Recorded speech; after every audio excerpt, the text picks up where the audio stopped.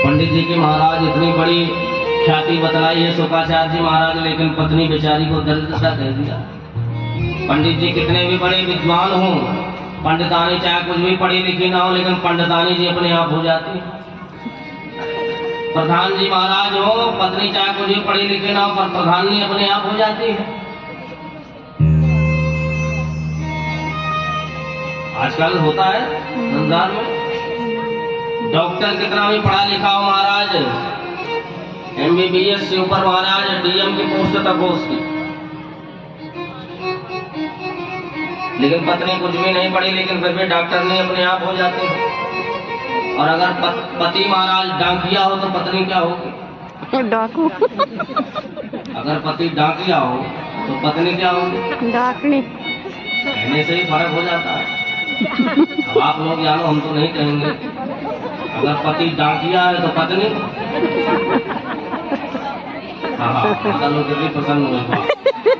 ऐसी बातें तो सबको अच्छी लगती है, कथा किसको अच्छी लगती है? एक ही चिंता रहती है कि घर में भी कुछ खाने को हो। ऐसे जितेंद्रिय है महाराज कि भगवान के पास आज तक नहीं गए। भगवान ने कहा लगता है ये भक्त ऐसे ही रहेगा, मुझे भी कुछ करना पड़ेगा। भगवान ही संत का भेष बदल करके सुदामा जी के दरवाजे पर आकर के बोले भिक्षाम देहि। सुशीला जी बाहर निकली हैं, महात्मा जी मैं आपको प्रणाम करती हूँ, पर मेरे घर में सूतर लगा हुआ है। सूतर लगा हुआ है? किस बात का सूतर लगा है? भगवान ही संत का भेष धारण करके आए हैं। सुशीला कहती मेरे घर में सूतक इस बात का लगा है महाराज कि मेरे यहाँ दरिद्रता का जन्म हुआ है, इसलिए मैं आपको कुछ दे नहीं सकता। भगवान ने कहा देवी जी आप ये बताएं कि आप सुदामा जी की पत्नी हैं? महाराज आप कैसे जानते हैं? किसी गरीब से अगर पूछ लिया जाए कि आपके पति मुख्यमंत्री जी के परम मित्र हैं, आप जानती नहीं हो, विश्वास नहीं होगा। देवी जी आपके जो पति सुदामा जी हैं वो द्वारिकाधीश के परम सखा हैं, परम मित्र हैं। सच बताओ महाराज जी। बोले हाँ मैं सही बोल रहा हूँ, क्या पूछ लेना आज। बोले मेरे पतिदेव ने तो हमसे कभी नहीं बताया। भगवान महात्मा जी का जो भेष धारण करके आए थे उनका ध्यान हो गया। ऐसे सुशीला गई है सुदामा जी के पास, महाराज जी आपको प्रणाम करती हूँ, पतिदेव आपको प्रणाम करती हूँ। संध्या वंदन करके उठे थे। हाँ देवी जी कहिए क्या बात है? स्वामी मैं एक बात ये जानना चाहती हूँ कि द्वारिकाधीश कृष्ण क्या आपके सखा हैं, आपके मित्र हैं? बोले हाँ देवी आपको कैसे पता? बोले आज एक महात्मा जी आए थे वो बता रहे थे। बोले हाँ मेरा बहुत बचपन का मित्र है, मेरा सखा है, मेरे संग ही पढ़ा है भाई गुरुकुल में। सुशीला अवाक रह गई महाराज। आप जरा विचार करें कि क्या श्रेणी रही होगी सुदामा जी की। गरीब की बात को कौन महाराज अहमियत देता है? गरीब अगर प्रशंसा भी करे तो भला उसकी कौन सुनता है? पर आज तक कभी अपनी पत्नी को नहीं बताया कि द्वारिकाधीश मेरे मित्र हैं, मेरे सखा हैं। आप जरा विचार करके देखें, बताया ही नहीं। हम लोग ऐसे हैं कि महाराज छोटे मोटे नेताओं के साथ अगर हाथ मिलाते फोटो भी खिंच जाए तो फेसबुक पे तुरंत अपलोड हो जाती है, बड़े अच्छे संबंध है हमारे। पर भगवान से इतना अच्छा संबंध होते हुए भी आज तक अपनी पत्नी को सुदामा जी ने नहीं बताया। भगवान स्वयं आए हैं, ये जीव है, ये महाराज जीव है, भगवान परमात्मा है।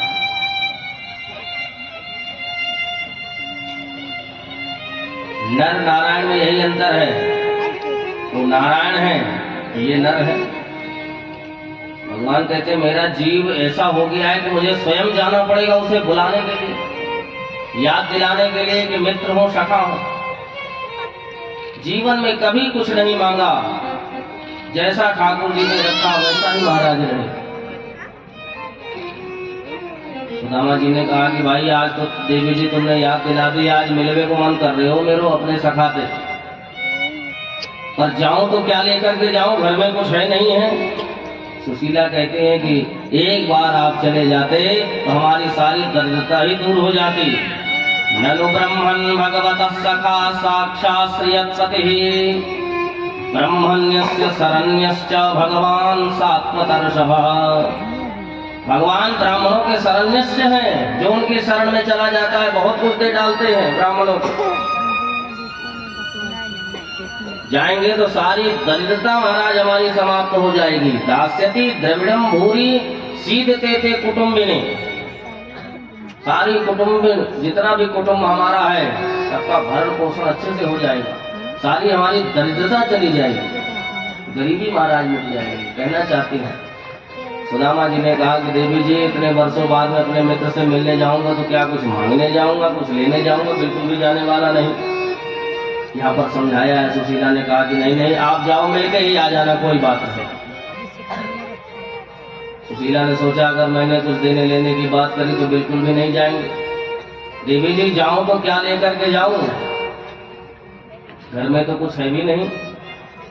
ये होती है गरीबी भैया, घर में मुट्ठी चावल भी नहीं है जो लेकर के जाए। सुशीला ने कहा कोई बात नहीं, अभी प्रबंध करती हूँ। दौड़ी दौड़ी गई है महाराज, जिसके दरवाजे जाती है दरवाजे से लोग महाराज दरवाजा बंद कर लेते हैं, गरीबों का कोई नहीं होता भैया। दूसरे दरवाजे गई है, एक मुट्ठी चावल दिया है, जिसके पास कुछ भी नहीं उसको व्यक्ति देता भी कुछ नहीं है। या एक जगह 3-4 मुट्ठी चावल नहीं मिल सकते थे। मानो संकेत करना चाहती है सुशीला भगवान को, वही चावल दे रही है। अलग अलग घरों से महाराज लेकर के आए थे, अलग अलग प्रकार के चावल है, एक प्रकार के चावल नहीं है। कि ऐसे चावल भेजो जो भगवान भी समझ जाए कि मांगे हुए चावल नहीं, इधर उधर से स्थिति ठीक नहीं है।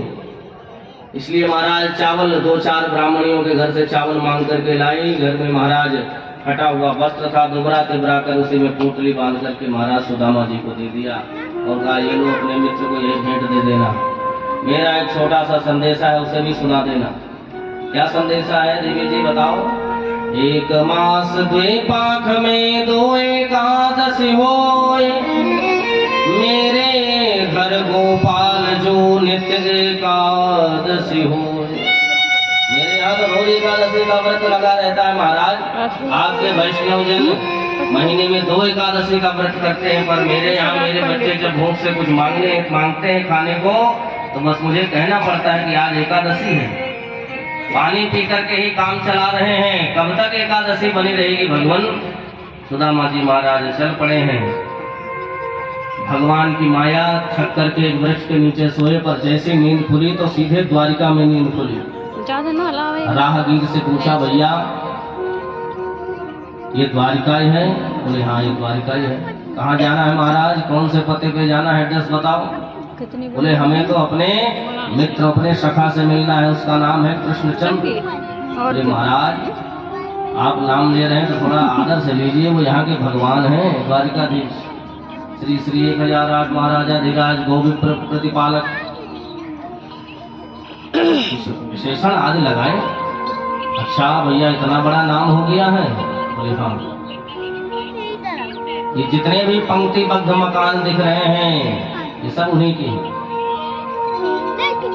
भागवत में तो लिखा है सुदामा जी महाराज सीधे ही महाराज प्रवेश कर गए हैं, लेकिन नरोत्तम दास जी ने बड़ी सुंदर अपनी भाव प्रस्तुति संतों को सुनाई है और संतों ने सराहा भी है महाराज इनका चरित्र, बड़े सुंदर ढंग से गाया है उन्होंने।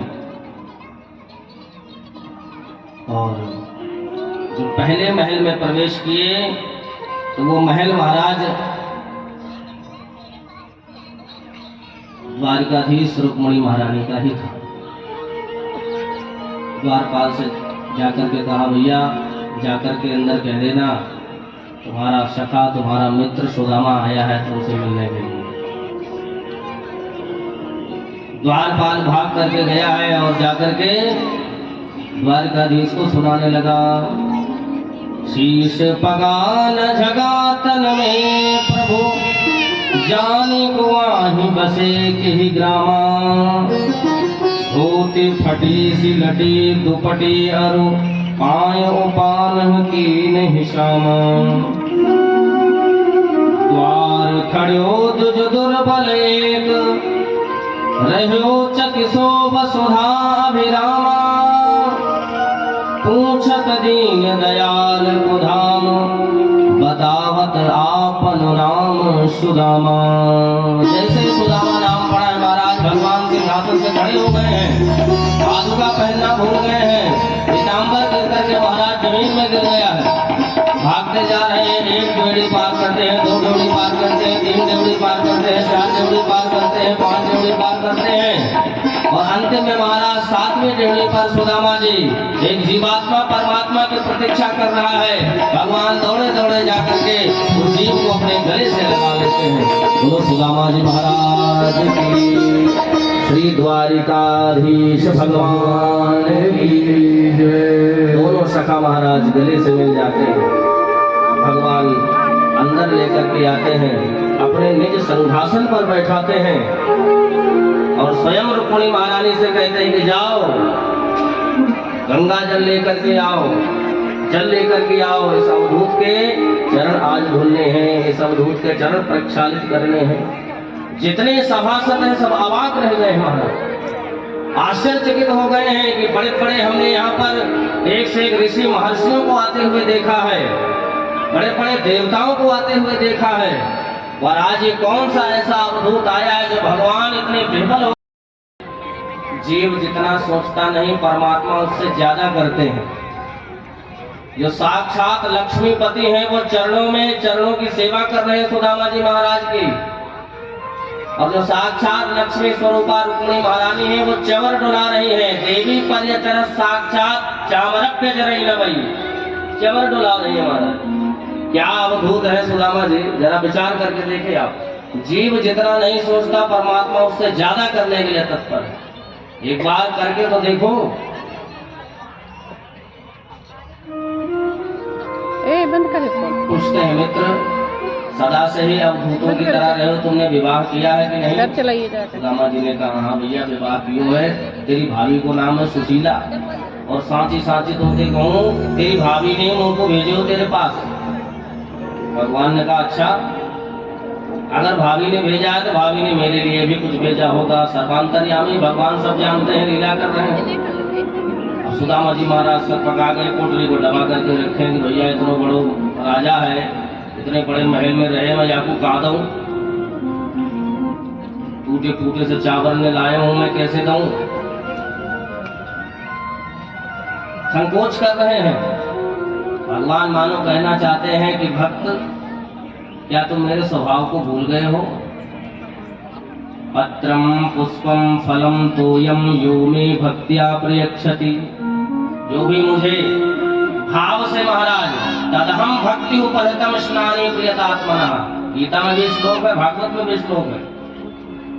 भगवान मानो कहना चाहते हैं जो भाव से मुझे पत्रम, पत्राणी नहीं कहा, एक वचन है पत्रम, एक पत्ता भी कोई चढ़ा दे, और कोई भी पत्ता हो, नाम नहीं लिया। पुष्पम, पुष्पाणी नहीं कहा, पुष्पम एक वचन, एक ही पुष्प चढ़ा दे, कोई सा भी पुष्प हो। फलम, एक ही फल चढ़ा दे। तोयम, तोयम माने जल चढ़ा दे, बस भाव के साथ मुझे चढ़ाए, मुझे स्वीकार। क्या तुम मेरा स्वभाव भूल रहे हो? तुरंत सुदामा जी ने बात ही पलट दी। लाला मेरे ब्याह की तो तेने पूछ ली, पर अपने ब्याह की बता भाई, तेरो ब्याह भयो कि ना है? तेरे बड़ा राजा है तो या महल को, द्वारिका को राजा है भाई। वैसे राजा तो उग्रसेन नाना है, लेकिन भगवान को भी सब राजा के समान ही पूछते थे। हाँ मित्र मेरे ब्याह भयो है। रुक्मिणी महारानी को कहा जल्दी से प्रणाम करो। प्रणाम किया रुक्मिणी महारानी ने। तुरंत सुदामा जी ने कहा सौभाग्यवती भव, पति प्रिया भव। दौड़ी दौड़ी महाराज सत्यभामा जी आ गई है। महाराज जी प्रणाम करती हूँ। लाला ये कौन है? यो बेई है। अच्छा दो ब्याह कर रखे, बड़े ठाठे भाई तेरे। आशीर्वाद देता हूँ, पति प्रिया भव, पुत्रवान भव। फिर से महाराज मित्रवृंदा दौड़ी भागी चली जाती है। महाराज जी आपको प्रणाम करती हूँ, सौभाग्यवती भव। और लाला जी कौन है? महाराज बार बार मत पूछो। भगवान ने कहा सुदामा जी से, मित्र बार बार मत पूछो, अब जो आ रहा सब यही है। अच्छा, या को मतलब 10, 20, 50 ब्याह देने कर रखे हैं? भाई तू तो भगवान है, सबको पति है, कितनों ब्याह कर सके, तेरी इच्छा है। जब महाराज 50 की संख्या पहुंची, सुदामा जी थके हारे थे। महाराज हाथ जो खड़े करके आशीर्वाद देते, वो हाथ भी महाराज अब नीचे गिरने लगा। 100-200 की संख्या पार हुई महाराज, तो भाव भाव भाव भाव ही निकलने लगा। भाव वो भी महाराज सही से नहीं कह पाते। लाला भाई मेरी तो बस है कि मैं उसे आशीर्वाद नहीं, अब तू सबन को पति है, तू ले ले आशीर्वाद, में तो को आशीर्वाद दे रहे हूँ। ये है भारत के संत, ये है भारत के ब्राह्मण, जो साक्षात परमात्मा को भी आशीर्वाद दे रहे हैं। भगवान ने समस्त पत्नियों के साथ आशीर्वाद लिया है और यहाँ पर आशीर्वाद दिया है सुदामा जी महाराज ने। कल्याण हो तुम्हारा। भगवान को आशीर्वाद दिया। फिर भगवान ने पूछा कि मित्र ये बताओ कि मेरे लिए लेकर के क्या आए हो, भाभी ने क्या भेजा है? बार बार महाराज पूछ रहे थे, सुदामा जी महाराज मना कर रहे थे। तो भगवान ने यहाँ पर पूछा, ये बताओ कि कितने बालक हैं आपके? बोले 4। सबसे छोटा वाला कितना बड़ा है? सुदामा जी ने कहा छोटा सा है। उससे बड़ा वाला कितना है? बोले वो थोड़ा सा उससे बड़ा है। उससे बड़ा वाला कितना बड़ा? और उससे बड़ा है। और सबसे बड़ा वाला कितना है? बोले महाराज सबसे बड़ा वाला सबसे बड़ा है। जैसे हाथ ऊपर किया, स्वयं जहार इति प्रथुतंडुलम। भगवान ने स्वयं हाथ से महाराज पोटली को खींचा है और पोटली को खींच के ही इति मुष्टिम सकत्यध्वा द्वितीयां जगदुमाददे तावस्त्रीर्जग्रहे हस्तं तत्परा परमेष्ठिनः। एक मुट्ठी चावल जैसे भगवान ने खाया, सारा सुख ऐश्वर्य वैभव मैं सुदामा को प्रदान करता हूँ। दूसरे मुट्ठी महाराज जैसे ही खाया, इंद्र के समान वैभव जो है सारा सुख मैं सुदामा को प्राप्त कराता हूँ, आशीर्वाद देता हूँ। और जैसे तीसरी मुट्ठी खाने लगे, तावस्त्रीर्जग्रहे हस्तम, तुरंत महाराज हाथ को पकड़ लिया है यहाँ पर रुक्मिणी महारानी ने। मानो कहना चाहते हैं कि सब कुछ दे करके क्या स्वयं सुदामा बनना चाहते हो? अथवा संत के लाए हुए चावल हैं, प्रसाद रूप में है, सभी को वितरण करो और भाव में खाओगे तो महाराज पेट खराब हो जाएगा, इसलिए हाथ पकड़ लिया। सुदामा जी महाराज को भाव में ही महाराज सब कुछ प्रदान कर दिया है। अच्छा मित्र ये बताओ कि भाभी ने मेरे लिए कोई संदेशा भी भेजा है? भगवान तो सर्वांतर्यामी सब कुछ जानते हैं। हाँ हाँ हाँ लाला, तेरी भाभी ने एक बात कही थी मोते, बताओ जल्दी से क्या बात कही थी?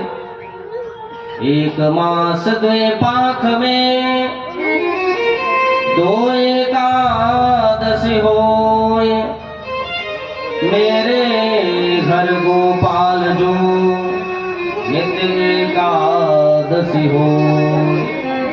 भगवान ने जैसे ही सुना कि नित्य एकादशी का व्रत हो रहा है घर में, तुरंत महाराज आंखों से अश्रुपात होने लगा। एक क्षण के लिए मौन हो गए। उसके बाद भगवान ने संदेशा भी भिजवा दिया है। होनी थी सो है गई, अब नहीं ऐसी हो, भाभी तेरे भवन में नित्य द्वादशी हो। यहाँ पर आशीर्वाद रूप में सीता को महाराज संदेशा पहुंचा दिया है। ये है भगवान की कृपा। भगवान कब किसको ऊपर कैसे कृपा कर दे ये दिखाई नहीं पड़ती। कृपा दिखाई नहीं पड़ती है कृपा। भगवान की कृपा सबके ऊपर है और कब किसके ऊपर कृपा हो जाए ये तो मुरली मनोहर माधव ही जान सकते हैं। उन द्वारिकाधीश भगवान की कितने बड़े मित्र के यहाँ आए थे, केवल 1 दिन ही रुके हैं, 1 रात्रि बस। 2-4 दिन नहीं रुके महाराज। दूसरे दिन आज्ञा लेते हैं सुदामा जी महाराज की, चलता हूँ भैया, मित्र फिर मिलेंगे। हाँ मित्र जल्दी आइयो। अच्छा ये बताओ आपका कोई संदेशा है जो मैं दे दूं सुशीला को? और सुदामा जी महाराज के मन में ही कुछ ना कुछ देंगे, भेंट तो मैं जाके दे दूंगा। और सुदामा जी ने मांगा नहीं था तो सुदामा जी को दिया नहीं, जिसने मांगा था उसको संकल्प रूप से दे चुके हैं भगवान। सुदामा जी सोच रहे कुछ देंगे। ठीक है लाला मैं चलूं? बोले हाँ मित्र चलो। मेरे राम राम कह दियो भाभी थे। अरे वो तो राम राम में कह दूंगा, और कोई बात? बोले और कोई बात नहीं। जो लेना नहीं चाहता उसे ठाकुर जी ने दिया नहीं। और सुदामा जी महाराज इतने प्रसन्न हैं, रास्ते भर यही सोचते हुए जा रहे हैं महाराज। वाहम दरिद्र पापीयान को कृष्ण श्रीनिकेतन ब्रह्म बंधुरिति स्माहम बाहुभ्याम परिरंभितम। कहा मैं महाराज? वाहम दरिद्र पापीयान, अपने आप को पापी कह रहे हैं सुदामा जी महाराज। कहाँ? वो कृष्ण श्रीनिकेतन, कहाँ श्रीनिकेतन? भगवान श्री कृष्ण, श्री के पति साक्षात नारायण। ब्रह्म बंधुरिति स्माहम, मुझे ब्राह्मण को अपना बंधु बना करके, अपना मित्र बना करके, भाई मान करके, बाहुभ्याम परिरंभितम, दोनों भुजाओं से महाराज मुझे गले से लगा ले, यही मेरे लिए बहुत है। सुदामा जी महाराज इतने में ही प्रसन्न हैं। आए हैं महाराज, आकर के देखते हैं जहां पर महाराज झोपड़े थे वहां पर तो महाराज महेंद्र भवनम यथा, इंद्र के समान, महेंद्र माने इंद्र, इंद्र के समान महाराज भवन खड़ा हुआ है। सुदामा, कोई बात नहीं, सुदामा मंदिर देख डरे, क्योंकि भैया टाइम भी हो गया है, बताओ 3:20, बस अब 10 मिनट और आपके लेंगे, ज्यादा नहीं, 10 मिनट ले लूँ आचार्य जी, 3:20 हो गए हैं। देखो भैया हम तो भागते हुए जा रहे हैं, भाव, जबकि ये सब भाव में ही कथाएं हैं, पर क्या करें, कोई बात नहीं, इस वर्ष नहीं तो अगले वर्ष सही। बोलिए भागवत भगवान की जय। अगले वर्ष होना चाहिए कार्यक्रम कि नहीं? कौन कौन चाहता है कि होना चाहिए? सभी चाहेंगे, खुशी सभी चाहें। अकेले जल्दी से नहीं बुला सकते तो भैया सब लोग मिल करके ही बुलाते हैं। हाँ अगली बार भी आएंगे, सिखावत जी अगली बार रहना है भाई। बोलो राधे राधे। इस बार भी है पर थोड़ा सा व्यस्त है। जो व्यक्ति मस्त हो जाता है वो व्यस्त हो जाता है। बोलो राधे राधे। किन किन लोगों को कथा अच्छी लगी भाई बताएं जरा। बढ़िया लग रही है।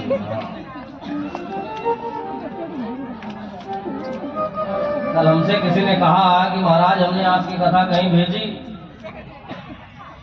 YouTube पर, कथा बड़ी अच्छी लगी, तो मैंने कहा अच्छा है भैया, हम तो इतनी अच्छी कथा करते नहीं, ठाकुर जी यहाँ से करा देते हैं, हमें इतनी सामर्थ्य कहा जो हम कथा कर जाए। तो हमारे गुरु जी की कृपा है, तो गुरु जी महाराज आकर के बोलने लगते हैं। आपको पता है हमारे गुरु जी व्यासों के बाप हैं। आप कहोगे कैसे बाप है? हमारे गुरु जी हैं पाराशर जी, और पाराशर जी कौन है? व्यास जी के पिताजी। सुखदेव भगवान के पिता व्यास जी, और व्यास जी के पिताजी पाराशर जी। हमारे गुरुदेव पाराशर जी हैं, व्यासों के बाप हैं। बोलो राधे राधे। राधे राधे। हाँ उन्हीं की कृपा है। सुदामा जी महाराज आए हैं, महल देख करके बहुत चक्के रह गए। पूछ रहे हैं किसी से, भैया ये किसका महल है? बोले सुदामा जी महाराज है। कोई उनका महल है? बोले सुदामा तो नहीं है। कोई सुदामा और व्यापारी होंगे, उनको जगह पसंद आ गई होगी तो महल बना दिया, पर भाई मेरी पंडितानी कहाँ गई? आपस में विचार ही कह रहे थे कि महाराज झरोके से सुशीला ने देखा कि मेरे पतिदेव आ गए हैं। तुरंत महाराज जितनी भी दासियां हैं सबको आदेश दिया है, चलो मेरे पतिदेव आए हैं, स्वागत करते हैं। स्वागत करने के लिए महाराज सोने की थाली सजाई है।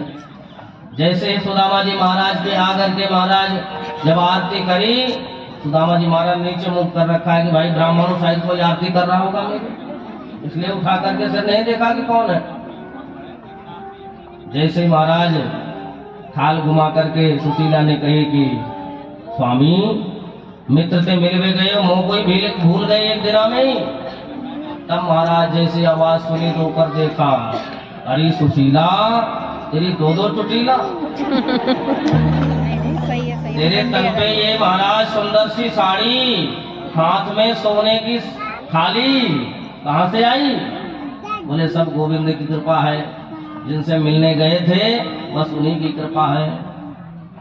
सुदामा जी महाराज महलों में नहीं रहे, क्योंकि भगवान का भजन करते हैं, कहते हैं महलों में रहूंगा तो भजन नहीं होगा, इसलिए मैं तो भजन में ही मस्त रहूंगा। बोलो भक्त वत्सल भगवान की जय। आगे महाराज कुरुक्षेत्र का मेला आया है, जिसमें भगवान चंद्र ग्रहण के अवसर पर स्नान करने के लिए गए हैं। यज्ञ हुआ है, 3 ऋण सबके ऊपर होते हैं, देव ऋण, ऋषि ऋण, पितृ ऋण। देव ऋण क्या है? यज्ञ आदि करें तो देव ऋण से मुक्ति पा जाते हैं। पितृ ऋण क्या है? आपके यहाँ संतान का जन्म होता है, जिसके यहाँ बालक बच्चे होते हैं, पितृ ऋण से मुक्त हो जाता है, क्योंकि पितरों को तरन तारण करता है। पुत्र का नाम ही होता है पुम नामक नरक से जो मुक्ति प्रदान करे वो पुत्र। और तीसरा है ऋषि ऋण। ऋषि ऋण क्या है? ऋषियों ने जो महाराज ग्रंथ लिखे हैं, नहीं पढ़ सकते तो उनको श्रवण करना, ये ऋषि ऋण से पूर्ण होना। तो 3 ऋण सबके ऊपर होते हैं, देव ऋण, ऋषि ऋण, पितृ ऋण। तो यहाँ पर भी महाराज वसुदेव जी ने यज्ञ कराया है कुरुक्षेत्र में चंद्र ग्रहण के शुभ अवसर पर। बोले तुम पितृ ऋण से तो ऋण हो गए हो, क्योंकि साक्षात भगवान तुम्हारे घर में है, द्वारिकाधीश। और ऋषि ऋण से भी महाराज ऋण हो गए हो, क्योंकि आपके यहाँ बड़े बड़े ऋषि महर्षियों का आना जाना है। लेकिन देव ऋण भी आपके ऊपर है, कोई बड़ा यज्ञ आप कराए तो वहाँ यज्ञ का आयोजन हुआ, जिसमें महाराज बरसाने से स्वयं राधा रानी अपनी सखियों के साथ आई हैं। मथुरा के महाराज है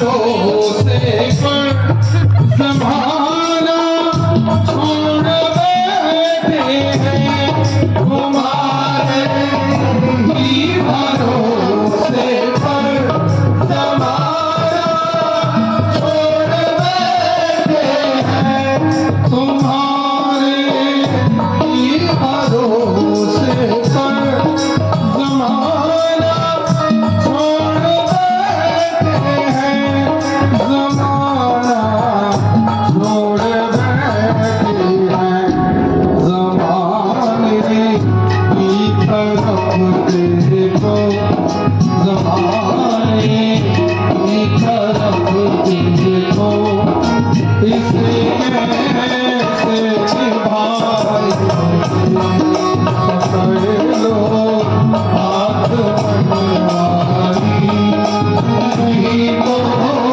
डूब जाएंगे, हमारा कुछ न बिगड़ेगा, तुम्हारी लाज जाएगी। आप भी आंख मूंद करके आर्त स्वर में, आर्त भाव में कह सकते हैं क्या? पकड़ लो हाथ बनवारी, नहीं तो डूब जाएंगे, हमारा कुछ न बिगड़ेगा, तुम्हारी लाज जाएगी।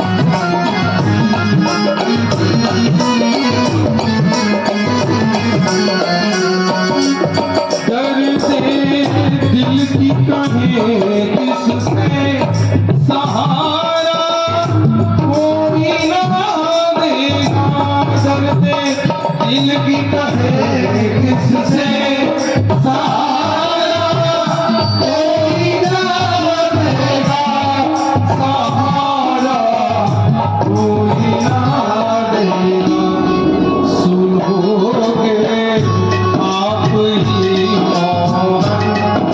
सुनोगे आप ही मोहन, और किस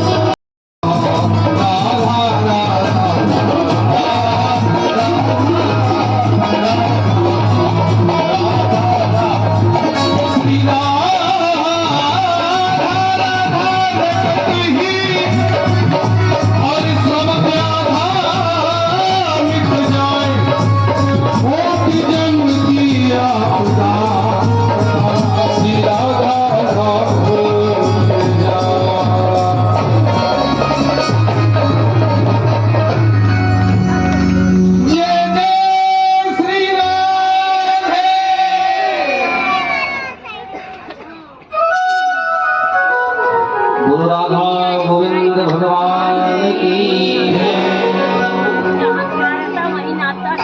सबसे पहले महात्म्य है। महात्म्य 6 अध्याय है।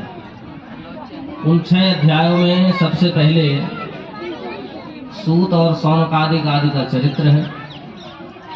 उसके बाद महाराज सनकादिक लोग नारद जी महाराज को कथा सुनाते हैं। इन्हीं की कथा से धुंधुकारी जैसे पापी का कल्याण हो गया श्रीमद् भागवत कथा श्रवण करने से। महात्म्य है। महात्म्य का मतलब क्या होता है? महत्व। इस भागवत का क्या महत्व है? तो महाराज इसमें धुंधुकारी जैसे पापी तर जाए तो हम लोग तो इतने पापी नहीं हैं। धुंधुकारी जैसे पतित पापात्माओं का महाराज कल्याण हो गया श्रीमद् भागवत से, तो हम लोग तो इतने पापी नहीं हैं। तो हम लोगों का भी कल्याण श्रीमद् भागवत से हुआ और हो जाएगा जो भागवत के आश्रय में रहेगा, छत्र छाया में रहेगा। आगे प्रथम स्कंद है। प्रथम स्कंद में 19 अध्याय है, जिसमें महाराज ब्रह्म सूत्र से इसकी व्याख्या है। अथा तो ब्रह्म जिज्ञासा ब्रह्म सूत्र का पहला मंत्र है। और दूसरा मंत्र है जन्माद्यस्य यतः, तो वैदिक सूत्रों की ही व्याख्या है। उसके बाद महाराज भीष्म स्तुति है, कुंती स्तुति है, भीष्म स्तुति है। परीक्षित को श्राप लगता है 7वें दिन मरने का, और हम सबको भी भैया 7वें दिन ही मरना है। हमारे भी 7वें दिन है, 8वां दिन कोई भी नहीं है। आजकल महाराज भाई भाई में झगड़े हो रहे हैं, एक दूसरे को मार काट रहे हैं, बहुत कुछ हो रहा है।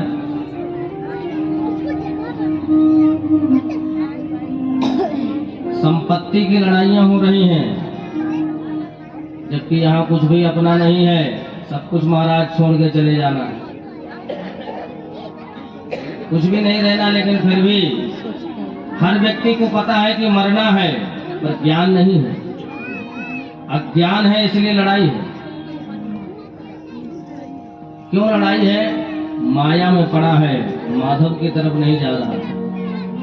ये जो श्राप लगा है ना, राजा को लगा है। राजा परीक्षित हैं, मुकुट धारण किया था, वैभव युक्त मुकुट, बुद्धि खराब हो गई, संत का अपमान किया, श्राप मिल गया। ये क्या है? ये यही है भैया कि सब कुछ होने के बाद भी एक दिन मरना है। इंसान के कंधे पर इंसान जा रहे हैं, कुछ लिपटे हुए अरमान जा रहे हैं। जिनको न मिला सुकून इस भागती दुनिया में, वो सुकून की तलाश में शमशान जा रहे हैं। संसार में सुकून पाने के लिए आए हैं, पर सुकून मिल नहीं रहा है। वो सुकून कहाँ है? भगवान के पास। इसलिए सुकून महाराज नहीं मिला। तो सुकून मिलना कहाँ है? भगवान के पास। श्राप मिला परीक्षित जी को, तो सब कुछ छोड़ करके अपने पुत्र जन्मेजय को दे करके गंगा तट पर आ गए हैं, और सभी को गंगा तट पे जाना। पहले गया है, कोई बात नहीं गया है, पर जाना सबको वही है, मुक्ति वही मिलनी है। या तो भागीरथी गंगा में स्नान करो, या भागवत की गंगा में स्नान करो। मुक्ति 2 ही जगह है। अब कई लोग कहते हैं महाराज दोनों गंगा एक ही हैं, तो स्नान करने के बाद जैसे व्यक्ति की अस्थि विसर्जन हो जाता है गंगा जी में, तो क्या उसके बाद भागवत नहीं सुननी चाहिए? बोले सुननी चाहिए, जरूर सुननी चाहिए महाराज, क्योंकि भगवान के मुखारविंद से प्रकट है ये ग्रंथ, और भगवान के चरणों से विष्णुपदी गंगा जी प्रकट है। अगर देखा जाए तो चरणों से श्रेष्ठ मुख है। तो जब तक भागवत की गंगा में आप स्नान नहीं करेंगे तब तक कल्याण होने वाला नहीं है। अब कई लोग पहले सुन लेते हैं, कई लोग बाद में सुनते हैं। बोलो राधे राधे। और महात्मा में कहा भी गया है कि अगर ना सुन पाया हो जन्म जन्मांतर तक, पापी था महाराज, नहीं सुना कभी, मरने के बाद सुनाई गई तो कल्याण हुआ। तो कोई पहले सुन ले चाहे बाद में, पर जरूर सुननी चाहिए। द्वितीय स्कंद में महाराज 10 अध्याय है। सुखदेव भगवान का मंगलाचरण है और सारी सृष्टि का प्रसंग है। तृतीय स्कंद में 33 अध्याय है, जिसमें महाराज सृष्टि का भी प्रसंग है। कपिल देवभूति संवाद है।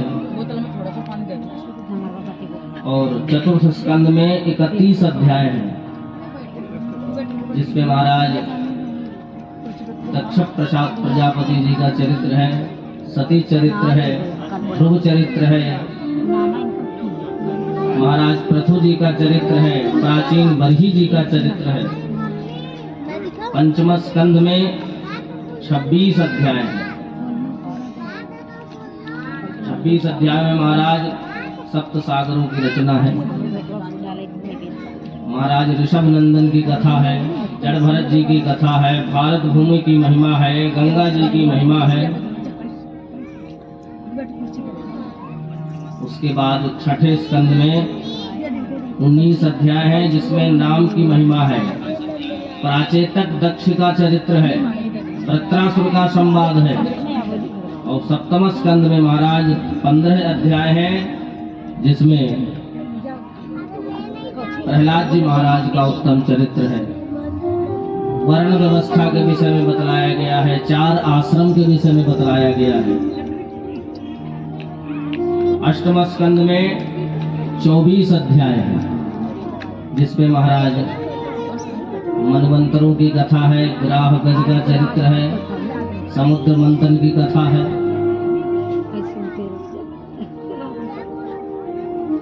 समुद्र मंथन का मतलब समुद्र का पानी पियो महाराज तो बड़ा खट्टा होता है, कड़वा होता है, पी नहीं सकता जल्दी से कोई।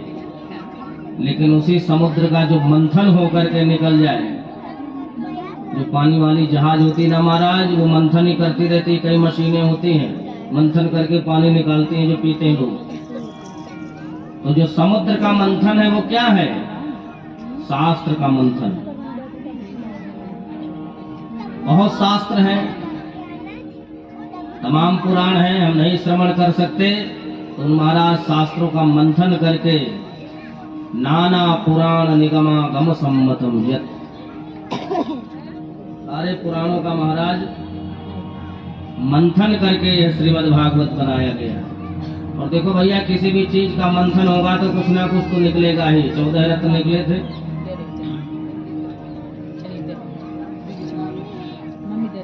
माता लक्ष्मी का भी प्रादुर्भाव समुद्र से ही हुआ है। भगवान विष्णु का निवास स्थान कहाँ है? आपसे कोई पूछे भगवान विष्णु कहाँ रहते हैं तो क्या बतलाओगे? कहाँ रहते हैं? समुद्र में रहते हैं, अर्थात ससुराल में रहते हैं। बोलो राधे राधे।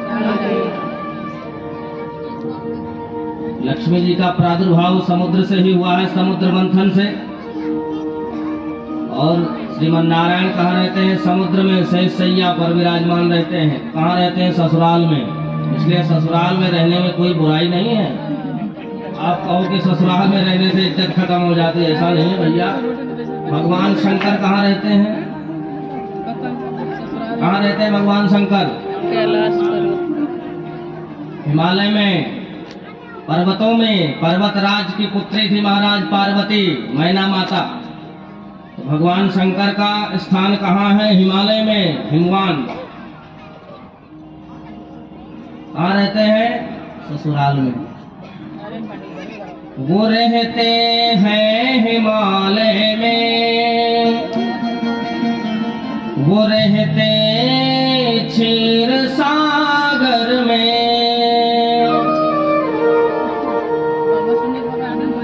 ससुर घर दोनों रहते हैं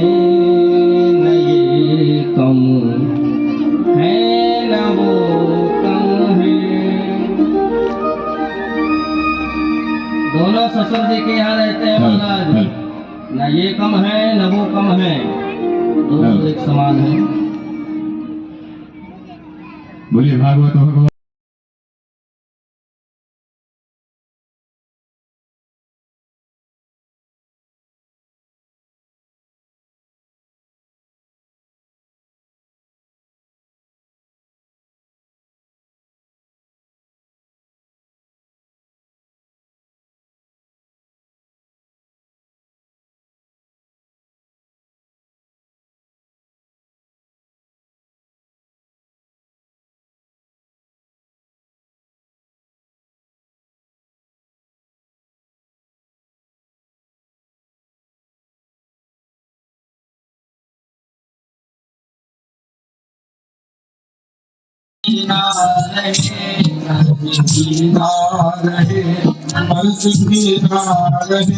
फर्ज निभता रहे है सबर दीजिए, फर्ज निभता रहे है सबर दीजिए।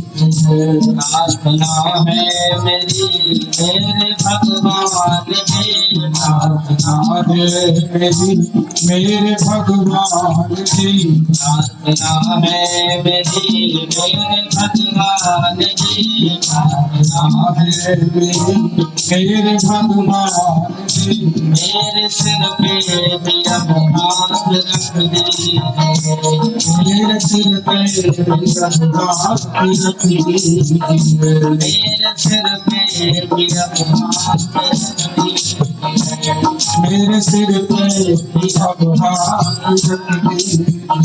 सीतारामों का दर्शन करा दे मुझे, सीतारामों का दर्शन करा दे मुझे। सीताराम जी का दर्शन किसने कराया है? क्या पहले सीताराम जी नहीं थे? सीताराम जी का दर्शन किसने कराया है? संत लोग कराते हैं, भक्त लोग कराते हैं। इसलिए हमारे देश का इस समय जो प्रधानमंत्री वो भी संत है, और हमारे उत्तर प्रदेश के जो यशस्वी महाराज मुख्यमंत्री वो भी संत है। इसलिए सीताराम का दर्शन करा के मुझे, सीताराम का दर्शन करा के मुझे, मेरे सपने को साकार कर दीजिए, मेरे सपने को साकार कर दीजिए, मेरे सपने को साकार कर दीजिए, मेरे सपने को साकार कर दीजिए। बोलो राजा रामचंद्र भगवान की जय हो, सीताराम जी महाराज की जय हो, रावण बिहारी राम की जय हो, जय जय श्री राम।